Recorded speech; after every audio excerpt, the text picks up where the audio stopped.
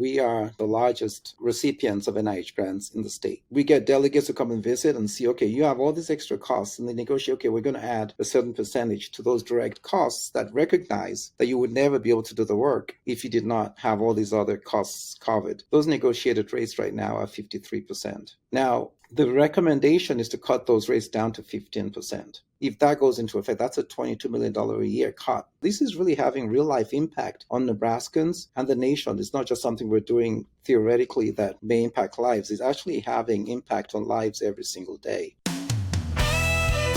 Educate, inform, inspire. The Dan Parsons Show, a podcast that lifts up instead of tearing down. Hey, thanks for tuning in to the Dan Parsons Show. I'm your host, Dan Parsons.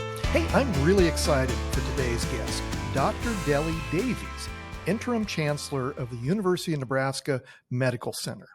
But before I introduce Dr. Davies, a reminder to subscribe to our YouTube channel.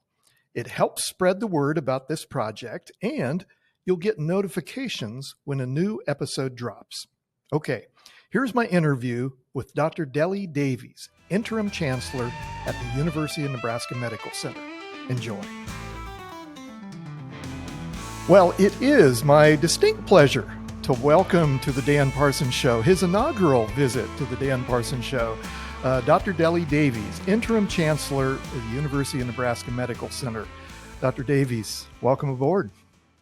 Thank you so much, Dan. A real honor to be here. Yeah, thank you. A shout out to our mutual friend, Dr. Randy Bretz, for the introduction. Randy knows everybody. He does, yes. Yes. A little bit of introduction. Dr. Davies is a renowned academic leader, researcher, professor, and pediatrician. Dr. Davies joined UNMC back in 2012 and was appointed as the interim chancellor in July 2024. Happy anniversary. Thank you so much. He was appointed interim chancellor following the selection of Chancellor Jeffrey Gold as president of the University of Nebraska system. Dr. Davies is responsible for all aspects of campus leadership, including 6 colleges, a graduate studies program, 2 degree granting institutes, a professional staff and faculty of more than 6,000, and 4,500 medical students. Wow, that's a big dang job. Well, it is, but it's fun. Yeah. So I guess, Dr. Davies, maybe my first question is maybe 2 parts. What have you found over the past year as interim chancellor, maybe the most challenging aspects, and what's been most rewarding? Well, I'll start with the fun part, the most rewarding. I think the most rewarding has been, I've been here for 13 years and I've traveled across the state, but going back across the state and meeting Nebraskans, meeting them in their own hometowns, meeting hospital CEOs, speaking at Rotary clubs. And I think for me, the most gratifying and exciting part of those trips has been just seeing how many people really love the university system, love UNMC and what we do, and also recognizing the incredible role and how people are looking to us to help solve the healthcare workforce needs of the state of Nebraska. And it's obviously a responsibility that we embrace and take very seriously. So that's been the exciting part for me. I would say the most challenging has been, of course, a lot of the uncertainty that's occurred over the last few months in terms of a lot of legislative orders and how that's impacting us as an organization, not just now, but as we look forward with potential cuts to the NIH, with potential cuts to Medicaid, and what that means for us, because we are right, our mission is, we have 3 major missions. One is to take care of patients, right? Medicaid impacts that directly. The second is to train the next generation of healthcare providers for the state of Nebraska. And many of our students rely on scholarships and grants and Pell Grants that obviously are going to be impacted by some of the current legislative measures. And of course, we also, we train, we do research, and with the NIH potentially cutting back, impacting a lot of our faculty. So those are the major things that I think, kept me up, trying to keep our faculty, staff, and students grounded on our mission and making sure we can start to think about how we pivot and continue to grow and do all the things we need to do to remain strong. Yeah. What an interesting time for you to take the helm. And I want to dig into a little bit more of those details on the federal level, but as our conversation goes along here. But yeah, an interesting time to do your job for sure. But yeah, I think just the aspect of, as you said, you've been at UNMC for over a decade now, and to be able to now in this role to get out around the state, and because it's Nebraska's been my home my whole life, and yeah, there's a lot to love about this state It is a great from state. border to border. Yeah. Absolutely. Um, you have, I noted this in your resume, Dr. Davies. You have more than 250 publications in peer-reviewed journals related to your research on infectious diseases. Um, I wanted to talk a little bit about measles. Just a few days ago, the state of Kentucky declared a measles outbreak in their state. The Secretary for the Cabinet of Health and Family Services in Kentucky, Dr. Stephen Stack, says he believes the rise in negative conversations surrounding vaccinations is directly to blame for this outbreak in Kentucky. So, with your expertise and background, how concerned are you with the recent outbreaks of measles across the country, including one measles case here in Nebraska? Dan, I am concerned. If you think about measles, it's a disease we shouldn't even be talking about at all. We have very effective vaccines, and it's something that we actually have thought if we're going to be talking about the elimination of another disease, like we eliminated smallpox, we're talking about polio. Measles was another one that we had among the conversation because we have really good vaccines that work very, very well. Here's the problem with measles. Measles is a highly infectious virus, which means that if you have not had the disease and you're exposed, there's a high likelihood you're going to get it. More than 97% chance you're going to get it. So even though the vaccine is very effective, what we've relied upon is what we know as herd immunity. And the herd immunity means that if more than 97% of the population gets vaccinated, the chances of you, if you're not vaccinated, being exposed to somebody who has measles is much lower because you're sort of cocooned, right, by a lot of people who are vaccinated. As that number starts to go down in terms of the number of people who are not vaccinated, the opportunity, if you're not immunized or being exposed to somebody who has measles, goes up. And if you're exposed, there's a almost 100% chance you're going to get infected. And so the problem we have right now is vaccine hesitancy. It's something that's been gradually creeping up over several years with a lot of people, and a lot of it is based on, unfortunately, inappropriate information that people have about the vaccine itself. And I think sometimes when you have such an effective vaccine and people don't actually get to see the disease anymore, that they start to focus on what they consider, what they say side effects, which, some of them are actually not linked at all to the vaccine, but others are so rare, but because you're not actually seeing the disease, you focus on that. So I am quite concerned because, we've had 27 outbreaks this year alone. All of that last year we had 16. And so, it's a growing problem. And I think the key message is that if you're not vaccinated against measles and you get exposed, there's almost 100% chance you're going to get the disease. And of course, it's not what I would call a highly fatal, but the severity of the disease is very, very, you get quite sick with it. It can actually include several organs in your body. If you're working in an adult, you might actually need to take several days off. And for children, you can also involve the brain, which could lead to brain damage. And of course, ultimately, the worst case scenario is death. So it's one of those conversations we don't really want to have. We shouldn't be having, really, Yeah. because we have such an effective vaccine against it. Yeah. Obviously, education is, I assume, still the key. I had Dr. Bob Bronner here in Lincoln on recently, a board member at the Lincoln Public Schools, and also studies infectious diseases. And he said he was satisfied with the response from the state and the state medical director of, encouraging people to be aware and educating people about this. The disease and how effective the vaccinations are. And so I assume you agree that Yes, education is the key, right? absolutely.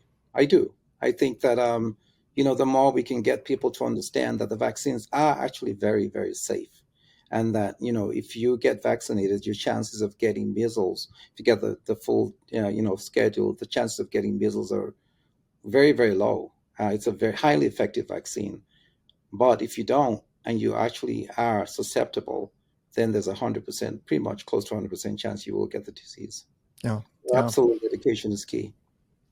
You had mentioned NIH plans to cut funding research to colleges and universities across the country. Um, what is the potential impact here in Nebraska? And what's your message to lawmakers and folks in Washington of the impact those cuts will have on the state of Nebraska? Well, the impact is huge for us. I mean, we are in the state the largest, recipients of NIH grants in the state because we're the health science university for the University of Nebraska. And for us right now, so there are two aspects to this. One is right now, when we get a grant from the National Institutes of Health, a part of that grant pays for the direct costs of the grant that we're going to, the work we're going to do. So, for example, let's say that I apply to the National Institutes of Health and they give me a grant for $1 million.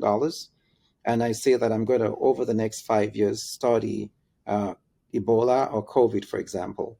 And I write the proposal and I talk about exactly what I'm going to do. That $1 million will pay salaries of those involved. It'll pay for, if you have to do some specific work in the lab, you'll pay for, if there's going to be any components of that involves specifically hiring more people, maybe equipment that you might need to do that work. What it does not pay for is, the space that you're using, the lights you turn on. It does not pay for the heating. It does not pay for any security that you have to build around your work in terms of, cyber security or even physical security. Does not pay for what we call other administrative costs. Somebody who's helping to administer those. So in right now, there's a specially negotiated rate that's separate from the direct costs known as the F&A, the facilities and administrative, which we negotiate separately institution by institution. And basically, we get delegates to come and visit and see, okay, you have all these extra costs, and they negotiate, okay, we're going to add a certain percentage to those direct costs that recognize that you would never be able to do the work if you did not have all these other costs covered. Now, that's a negotiated rate, does not cover the full costs of what we actually have to bear, but we understand that, we have to also bear some of those costs. For us, those negotiated rates right now are 53%. Now, and by the way, those go up from 30% to 100% across the country, depending on where you are. The recommendation is to cut those rates down to 15%. Now, if you look at the number for us right now, last year alone, that would have meant, if that goes into effect, that's a $22 million a year cut to the amount of resources we receive right now, which of course is going to put a big dent in terms of our ability to do that work. And a lot of people don't realize that, our researchers are not just publishing papers, they're also creating patents. 19 companies were spun off in the last 5 years as a result of the work that's being done here. So this is really having real life impact on Nebraskans and the nation. It's not just something we're doing theoretically that may impact lives. It's actually having impact on lives every single day. And not just here, but across all the academic centers across the country, cures for, different kinds of cancer, discovery, helping to new drugs, new ways of diagnostics. They're all coming out of the research that's being done across the country. So that's maybe the first hit. But furthermore, there's a proposal to actually reduce the amount of funding the NIH is giving to the universities, period. So separate from the F&A conversation I just mentioned, the overall budget, if the president's proposal goes through, is scheduled to go down 40%. Now, already the NIH is the most competitive, organization in terms of people getting those awards, right? Right. For all the people who compete for these awards, usually less than 10% of the people who could compete get the grants that they're applying for. So highly, highly competitive already, which means that there's a lot of incredible scrutiny. There's a panel that makes sure that only the very best grants get moved forward. Now, just think about what that's going to look like once those grants get even less. It's going to mean that there'll be less money for discovery. There'll be less money to actually help with the next cure for cancer, for different kinds of cancer. And, the NIH has been a stalwart in helping those things happen. Think about in the 1960s, if you had childhood leukemia, your chances of surviving childhood leukemia in the 60s was less than 5%. Wow. Today, because of the research that's been done around the world, and actually in consortia, a lot of it funded by the National Cancer Institute, if you have childhood leukemia, you have more than a 90% chance of beating it. Right? That's the impact of the work and the funding that we've been able to get from the National Institutes of Health, and many, many more examples that we could start to multiply across the board, across the country. So it is a real concern if these dollars were going to get cut back. How are we going to be able to continue to do that kind of discovery? Now, of course, we'll have to pivot and look for other sources of revenue, and we are obviously every organization is trying to see how we can adjust, but it cannot be to the same extent when we have the number one funder of research in the country cutting back. Well, and I suspect, some people have suggested, okay, we just got to wait this out, 3.5 years till we get a new administration to hopefully turn things around, not only this issue, but other things that people are concerned about. I suspect once you turn off that funding, it's not just like turning on a faucet and it comes back and, okay, we're all happy and pick up where we left off. I suspect, that's a challenge to start and stop some of these programs that have, I assume, been planned for many, many years. You're absolutely right, because, well, there are a couple of components where you said. Well, the first is we have a lot of young investigators, graduate students, we call them, postdoc program students, who are now the next generation of researchers that we're training right now. They're looking at all this and asking, do I really want to be in this boat, right? Yeah. So we're already having our students already asking that question, do I really want to go into this profession and, enter this situation where I don't know, I may not know if I'm going to have a lab or if I'm going to be able to do this work. So that's already a problem for us. And of course, we're doing all our best to encourage and to build, and we're going to continue to do that. So that's one problem that we have. And the second problem, as you pointed out, is yes, you can't just shut down a lab. You lose good people. Everybody has to have a living. So you have lab techs that are going to have to find some other work. We have faculty who, again, if they don't have the fund, at some point, they have to pivot to other duties. And then starting back is not as easy. So you're absolutely right. It's not the kind of thing that you can just say, okay, let's just get back to it and start all over again. Yeah. Any messages to the congressional delegation? I assume you're in touch with them, and I know they're very responsive and good to work with. But what is that message to our congressional delegation? Well, I want to first of all, echo what you said, Dan. Our congressional delegate have been very, very helpful. They've listened. We've had some grants canceled that were not related to those issues, but for other reasons, as some of the other executive orders. They've been very helpful in working with us. So we're very grateful to them for their help. Obviously, this is a bigger issue that's affecting the whole country. So the message to them is, again, just recognizing that the NIH is the engine that fuels the discovery that makes America one of the top nation in the world for discovery. And it's not just discovery in biologics, it's discovery in diagnostics, it's discovery in many areas that are impacting the lives of people on every level, from cradle, from birth till death. I mean, there's no American that's not touched by the work of the NIH. I say that it's a national treasure, and we need to look at it from that point of view. It's an investment that has reaped a lot more in return than we could ever benefit from any other measure that we're doing right now. So I really would just encourage them to continue to advocate, to protect the great resource that we have, and again, allowing people, scientists from all over the world, come to the United States, because they know that this is the best place to do this kind of discovery. And it's really important. It's a major, major advantage that we have. And we don't want to lose that. We know a lot of people are either leaving or talking about moving to other countries. They see what's going on and they want to try and attract our very brightest. And we want to keep our very best people in the United States. Yeah. Well put. Um, well, in the few minutes that we have left, Dr. Davies, I just wanted to give you an opportunity to talk about some of the projects you've got going on, not only on your main campus there in Omaha. By the way, I see the new mayor, Mayor Ewing, stopped by the other day. I saw Yeah, some of the absolutely. press on that. So, how exciting to have a new mayor who's excited about the work that you do there. So, Yeah. but anyway, just maybe talk to our audience a little bit about some of the projects you have going, not only on your main campus but across the state. I think our audience would be fascinated to learn some of the Well, things that are going on. absolutely. And thank you for that opportunity. It's a great job. It's a great place to be. And in spite of everything that I've said, I think this is still an incredible opportunity and a great time to be leading UNMC. And there's there are a lot of things going on. So I'll start off by talking about Project Health. You've heard about this project. So this will be the largest project in the history of Nebraska. It's a public-private partnership where the state, the university system, the community, philanthropy, all coming together to help us build a $2.2 billion hospital tower. Now, it's not just a hospital tower, it's really building the next largest education center in the state of Nebraska.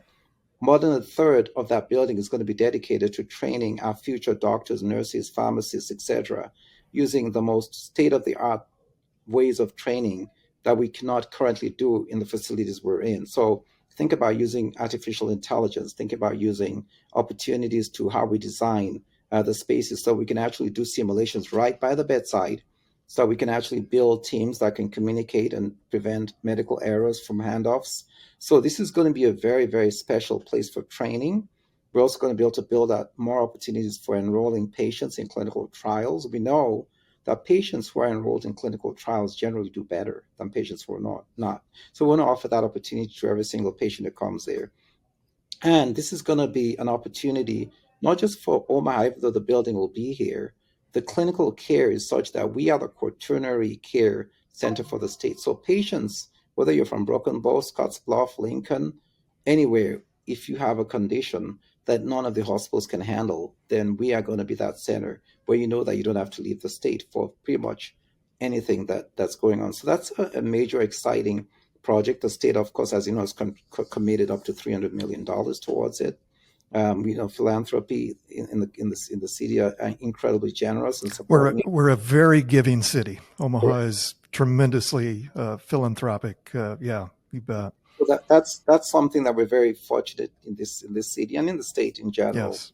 They give across the state. So Project Health is one thing that I'm excited about, but there are other components of that as well, because we are now we're known as the national security place for the country. So Right. global health security is something that we've become known for primarily because of Ebola and then COVID. As you know, we were the Mm-hmm. first in the country where patients with COVID actually, who were known to have COVID, came to because of the expertise and the national reputation that we have for health security. And that's continuing. And I'll come back to that if we have time to talk about what Yes, we're doing please. Yeah. in the Department of Defense and others as a result of our reputation there.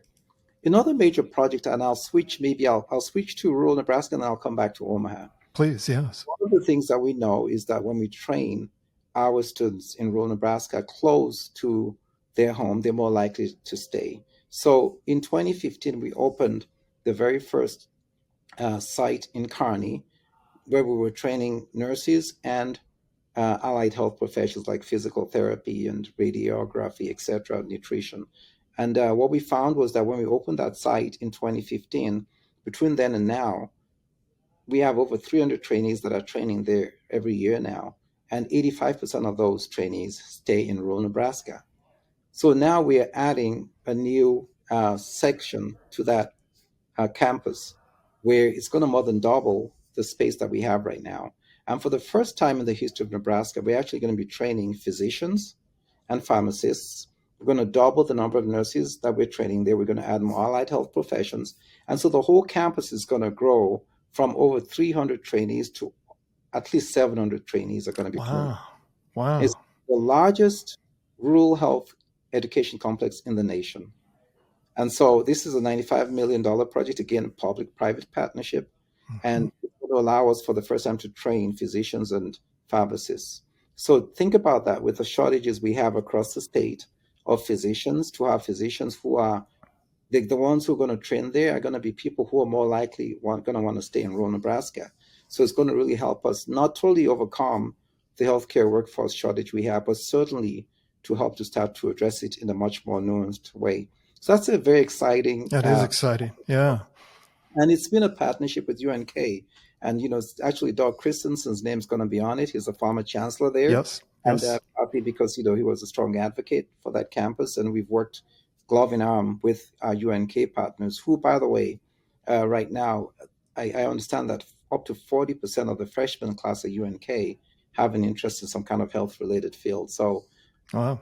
becoming a real boon. So that's an exciting thing that we're doing. And by the way, if you think about how medical school works, only the first, for us, only the first couple of years, actually not even the full 2 years, about 19 months are spent in the classroom. After that, the students basically are in the clinical rotations. They're being mentored by preceptors that we have across the state. And so the point is that even though that campus for the medical students is going to be based in Kearney, after the first couple of years or before the first 2 years are over, they're going to be moving around the state. They're going to be, getting their clinical work in Norfolk and in, Broken Bow and in Scottsbluff. So this is going to help all of rural Nebraska improve their healthcare workforce needs.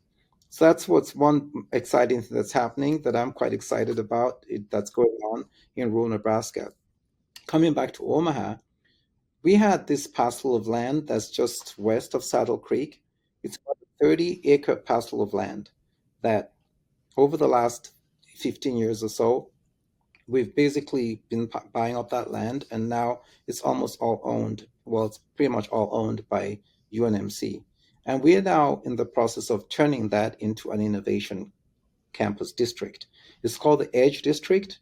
And the vision behind that whole district is to create a district that's an ecosystem where we can actually encourage entrepreneurs and angel investors and others to take the concepts that we have had. We have a lot of faculty. I mentioned earlier that in the last 5 years, we spun out 19 companies. Unfortunately, almost all of those companies left the state of Nebraska because we Yeah. don't have the infrastructure or the ecosystem to keep them here. That's the vision behind the Edge District. Nice. So the first building that we opened just this year is called the Catalyst Building, another public-private partnership. So there's a company from Colorado that have done this COBOL, and we have partners with Green Slate here. We're working hand in glove with them, and we've built this 170,000 square foot building that basically there's office spaces and collaborative spaces and basically opportunities for what we call a maker space, where when we have our faculty, for example, and they have an idea, it becomes a patent, then the next step is, okay, what do you do with it? How do you turn something that's a patent into a company? So now we have the ability to bring that early company into Catalyst and have, they'll have the support that they need from our intellectual commercialization company, UNMED. We have experts who know how to turn ideas into companies. We have that company start there, and we can provide all the resources with partners, not just us, partners in the community, to make that business become viable here before they go out and do their own things. So that's the catalyst. I love that. I happen to be located here in Lincoln and in the Haymarket district in a co-working space. So I'm the old guy that gets to surround myself with young entrepreneurs. And so I just think that's a tremendous idea, Dr. Davies, to keep those businesses here and help the economic viability of the city of Omaha and the state. So, yeah, that's tremendous. I love that idea. And you mentioned the state, so it could be an idea from Lincoln, it could be from Scottsbluff, anybody who has an idea that's tied to health related, sort of any kind of it could be anything from a software app to actual a biologic that you want to if it all fits within that idea, it's welcome at the Catalyst. Then we're building another building called the Core Building, which is actually mostly labs. Because one of the things we found out during our focus groups is that there are a lot of people who have ideas for businesses that involve some experiment in a lab, but they don't have access to a lab. So we're going to be able to lease out space for people to come complete their ideas there. And then, of course, we have the catalyst where you can now convert that into a company. So that's the other building that's going up. It'll be obviously we'll have some of our own faculty there. We have a lot of what we call core resources, core laboratory resources that we have a lot of faculty who want to use, for example, a virtual microscopy or electron microscopy, but you don't want every one of them buying their own. But we'll have companies that are there that would have access to all our core facilities as well as the space that they have in the lab. So that's all part of that edge district as well. We're partnering with the city to put a big parking lot, 750 stall parking lot there because we're going to need that.